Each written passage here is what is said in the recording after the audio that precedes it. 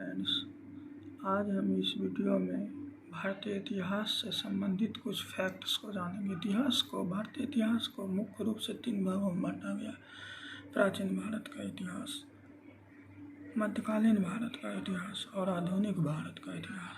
तो इस वीडियो में हम प्राचीन भारत के इतिहास के बारे में जानकारी हासिल करेंगे और इससे परीक्षा से संबंधित महत्वपूर्ण फैक्ट का सिर्फ चर्चा करेंगे। सिंधु घाटी सभ्यता का विस्तार अवधि था 2500 से 1750 ईसा पूर्व। इसका पता लगाया गया था कार्बन डेटिंग के अनुसार।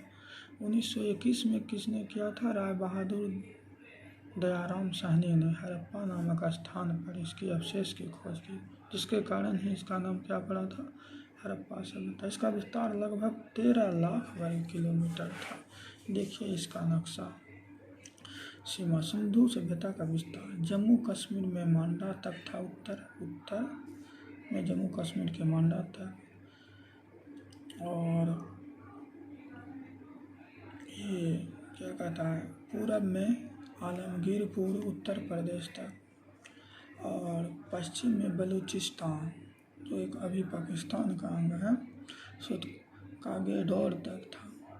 दक्षिण में दैमाबाद महाराष्ट्र तक था विस्तार इसका। अब इसमें जानना है हड़प्पा सभ्यता की खोज दयाराम साहनी और माधव स्वरूप वत्स ने किया था 1921 में। ये रावी नदी पर है, अब ये पाकिस्तान में।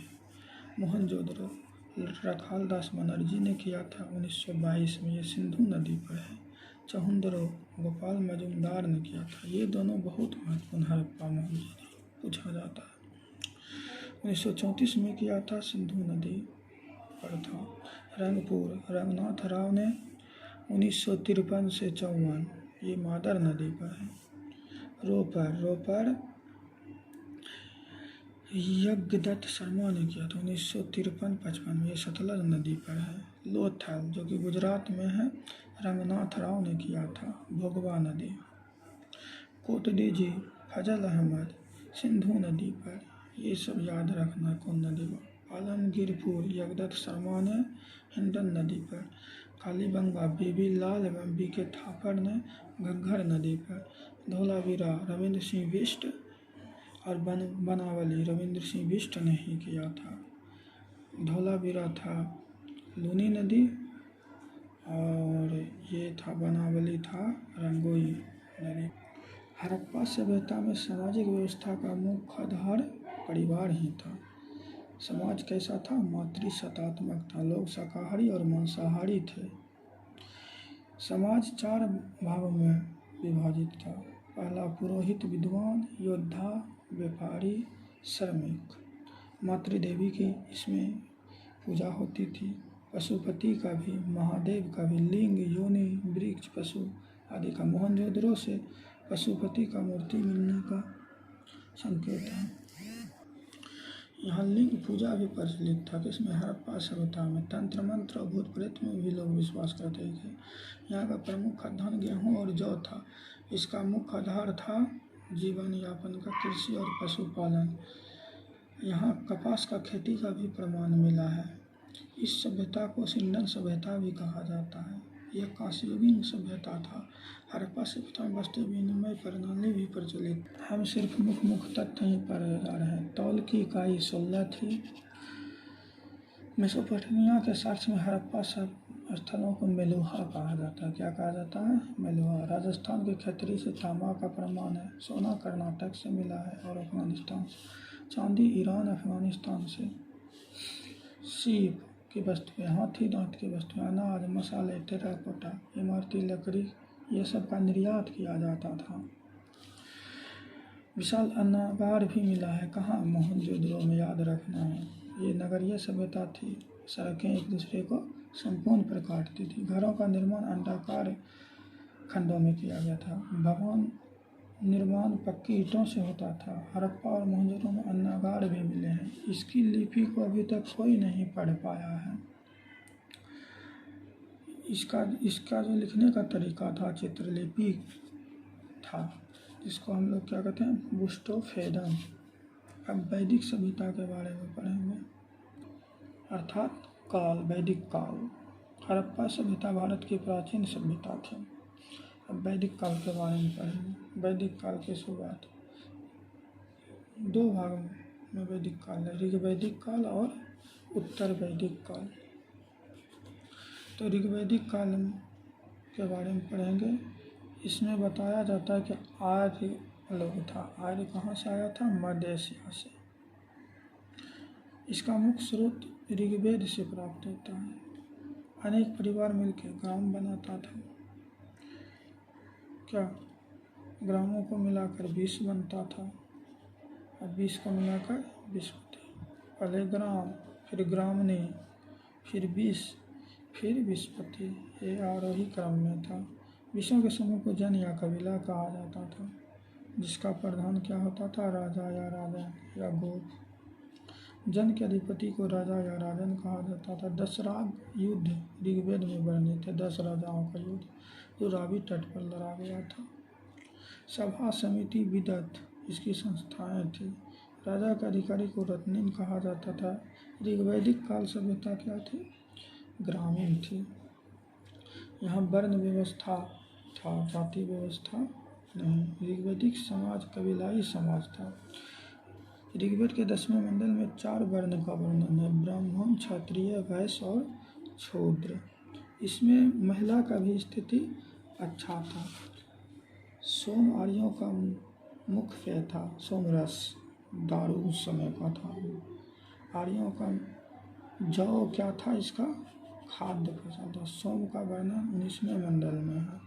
आर्य अपने मनोरंजन के लिए संगीत, नृत्य, शिकार, घुड़दौड़ आदि में मन लगाए रहते थे। ऋग्वैदिक काल के कुछ प्रमुख नदियाँ, प्राचीन नाम और आधुनिक नाम: कुंभ्रू, कुर्रन, कुभा को काबुल कहा जाता है, विशेषता को झेलम, अस्किनी को चेनाब, पुरुषनी को रावी, शतुद्री को सतलज, विपाशा को व्यास, सदानीरा को गंडक, दृश्यद्वती को घग्घर, गोमल को गोमती, स्वात को स्वास्तु कहा जाता था।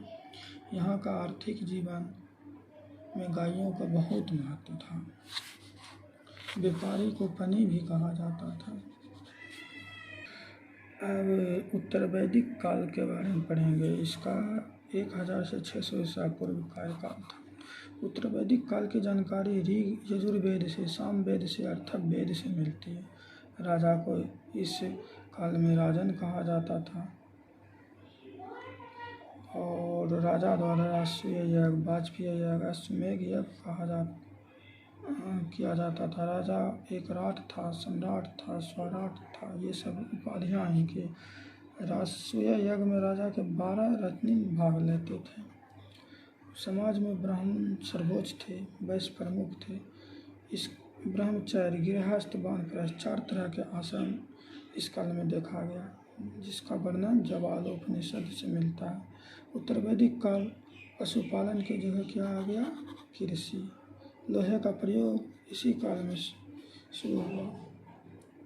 वाणिज्य व्यवसाय पर वैश्यों का अधिकार था। वाणिज्य व्यवसाय पर वैश्यों। शतपथ ब्राह्मण में भी जुताई, बुआई, कटाई, मड़ाई का उल्लेख है। किसमें? शतपथ ब्राह्मण में। यज्ञ एवं बलि धर्म का मूल आधार था। इसमें बलि भी था।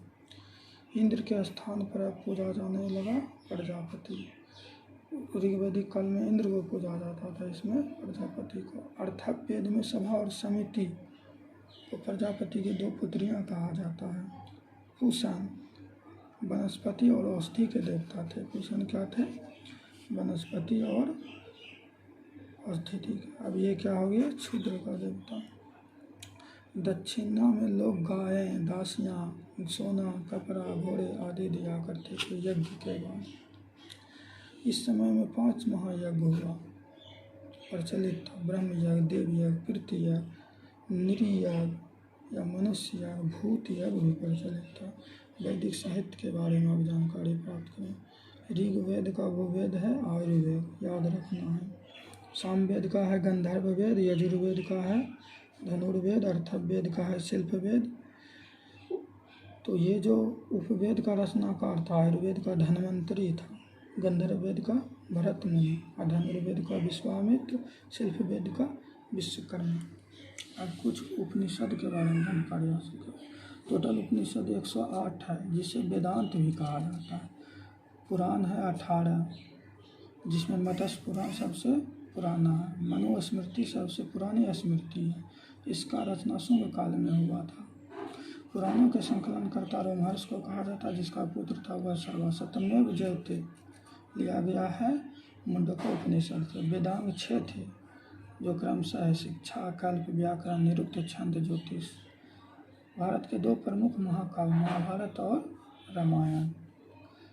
महाभारत की रचना वेद व्यास ने की, जिसमें टोटल 18 पर्व है, जिसका प्राचीन नाम पहले जय संहिता था। महर्षि वाल्मीकि ने रामायण की रचना की, जिसमें 24,000 श्लोक है, और महाभारत में था 1,00,000 श्लोक।